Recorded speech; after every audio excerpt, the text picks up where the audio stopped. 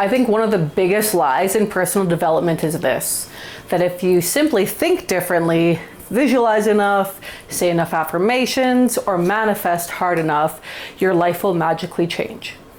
Now, before you click away, I do believe your thoughts matter. I believe intention matters. I believe imagination matters. I believe prayer matters. I believe hope matters. But I don't think that they are enough, because you can have a vision for a completely different life while your biology, your habits, your identity, and your daily choices are still perfectly designed to recreate your old one. What if the life that you're praying for isn't waiting for better manifestation? What if it's waiting for a different version of you? In this video, I want to share one idea that has completely changed how I think about transformation. It changed how I approached health, business, motherhood, purpose, and even my relationship with God. Because I no longer believe life changes simply by chasing different outcomes. I think life changes as we become different people, and in that, more of who we truly are, outside of programming, conditioning, trauma. When I was younger, I became fascinated with transformation. Not just success, but true transformation. I wanted to understand why some people seem to completely reinvent their lives and achieve true sustainable success and happiness, fulfillment, while others stayed stuck for decades. That curiosity took me everywhere, between biology, nutrition, hormones, the nervous system, entrepreneurship, identity, psychology, ancient wisdom, consciousness, plant medicines, long seasons of complete sobriety, prayer, nature, silence, scripture.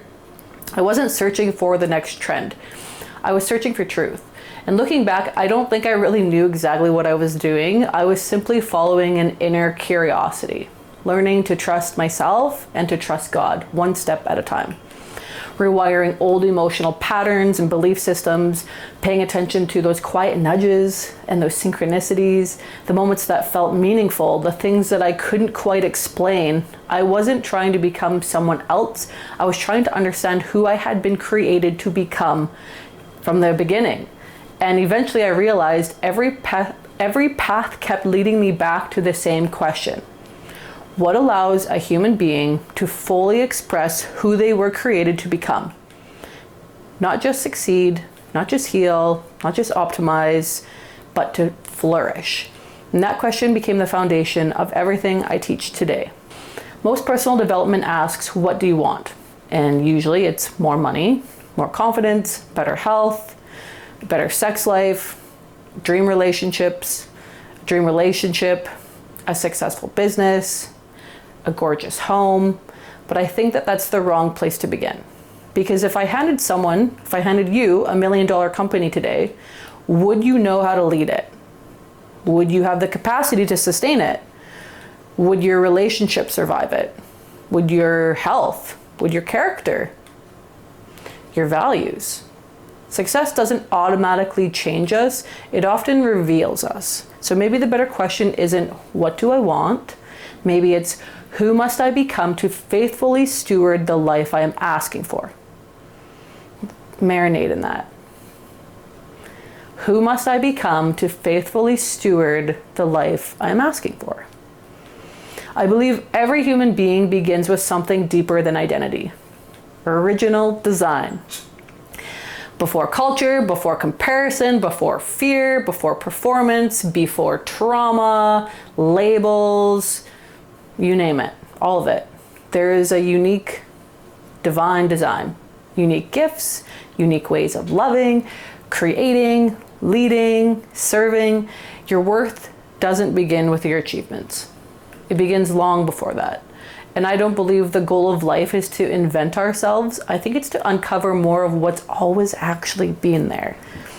Not through force, but through becoming. And this is where biology becomes so fascinating to me. Biology doesn't determine your value, it influences your capacity. If you think about it, if you're chronically sleep deprived, living in survival or fear, your nervous system constantly activated, your mitochondria struggling to meet energy demands, do you think that you'll perceive the world the same way? Probably not, and I would bet on that. When our biology is depleted, our world often gets smaller. We become more reactive, more anxious, more in our heads. We become less creative, less resilient. And it's not that the dream has disappeared, but our current capacity to express it and realize it, to achieve that self-realized state, is reduced. And that's why I care so much about biology. Not because health is the ultimate goal, but because biology influences capacity, and capacity influences expression. And expression is tied to everything. To your health, to your happiness, to your purpose. And this is the framework that has been emerging through years of studying health, psychology, business, entrepreneurship, motherhood, faith, and I call it the becoming framework. It begins with original design. Then comes potential. Every human life contains countless possible futures. Then biology. Biology shapes our current capacity. Capacity influences perception, how we interpret the world. Perception shapes identity. Identity influences our choices. Those choices become behaviors. And behaviors become contribution or lack thereof. Contribution creates meaning, and meaning becomes one of the foundations of a true flourishing life. So notice something. Identity isn't the beginning. Biology isn't the beginning. They're both nested inside something much deeper. Original design. So how do we actually become? I think transformation happens through alignment. Not waiting, not wishing, not working so hard that you burn yourself out, and also not just doing nothing and hoping that it just manifests magically. But alignment. Every day I ask myself, am I seeing clearly? What future am I orientating my life toward? What do I believe? What am I imagining? Then, am I living coherently? Where is my attention going? What emotions am I rehearsing? What story am I telling myself? And finally, am I embodying that future? Do my actions match the person I say I'm becoming, that I visualize and dream of? Does my environment support that life? Because environments quietly shape identity. Identity quietly shapes destiny. And this is why I don't think that manifestation is primarily about attracting. I think it's about becoming. Not becoming someone else, becoming more fully yourself. The version of you living your greatest calling. The version of you leading with courage. The version of you serving others with wisdom already begins with today's choices. The future doesn't change because reality magically rearranges itself. The future changes because you begin meeting reality differently. There's one sentence that has been shaping almost everything I believe. We do not flourish because we force ourselves into a better version of who we are. We flourish because we cultivate the conditions that allow our original design to become more fully expressed. That's what I want this channel to explore. Not hacks, not shortcuts, not pretending transformation is easy. You just have to journal. But asking better questions and using true discernment and holding ourselves accountable, like that radical self-responsibility. Better questions like, what allows humans to flourish? What helps us become fully alive?